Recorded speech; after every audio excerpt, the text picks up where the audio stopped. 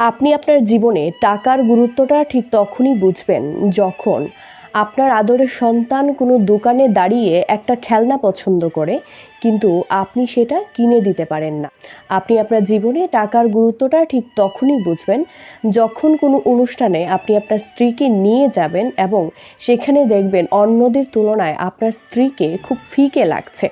শ্বশুরবাড়িতে গিয়ে যখন বুঝতে পারেন আপনার আর অন্য জামাইদের মধ্যে ভিন্নভাবে সম্মান দেওয়া হচ্ছে, আপনি আপনার জীবনে টাকার গুরুত্বটা ঠিক তখনই বুঝবেন। টাকার গুরুত্বটা আপনি ঠিক তখনই বুঝবেন যখন আপনার স্ত্রী মন খারাপ করে থাকবে এবং তার ছোট ছোট ইচ্ছেগুলোকে আপনি পূরণ করতে পারবেন না।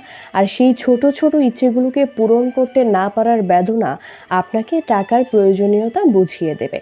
গুরুত্বটা ঠিক তখনই বুঝবেন যখন আপনার সন্তান একটা সাইকেলের বায়না ধরে, তখন বাবা হিসেবে টাকার প্রয়োজনীয়তাটা আরও গভীরভাবে আপনি উপলব্ধি করতে পারবেন। পরিবারকে নিয়ে রেস্টুরেন্টে খেতে গেলে বিল দেওয়ার সময়ও আপনি বুঝতে পারবেন টাকা কতটা জরুরি। যখন আপনার কাছে টাকা নেই বলে মানুষ আপনাকে গুরুত্ব দিচ্ছে না, মানুষ আপনাকে অ্যাবিউজ করছে, মানুষ আপনাকে সম্মান করছে না, তখন আপনি উপলব্ধি করবেন যে আসলে টাকাটা কেন দরকার।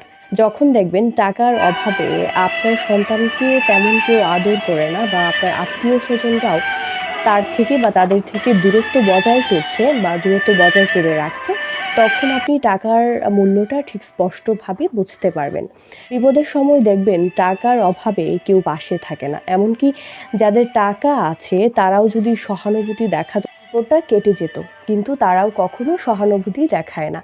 তখন সত্যিকার অর্থে বুঝবেন আপনার টাকার প্রয়োজনীয়তাটা আসলে কী। টাকার অভাবেই আসলে মানুষকে টাকার গুরুত্বটা শেখায়। তাই নিজের অবস্থান শক্তিশালী করতে হলে প্রচুর টাকা ইনকাম করতে হবে। কারণ জীবনের ৯০% সমস্যার সমাধান টাকা দিয়েই সম্ভব।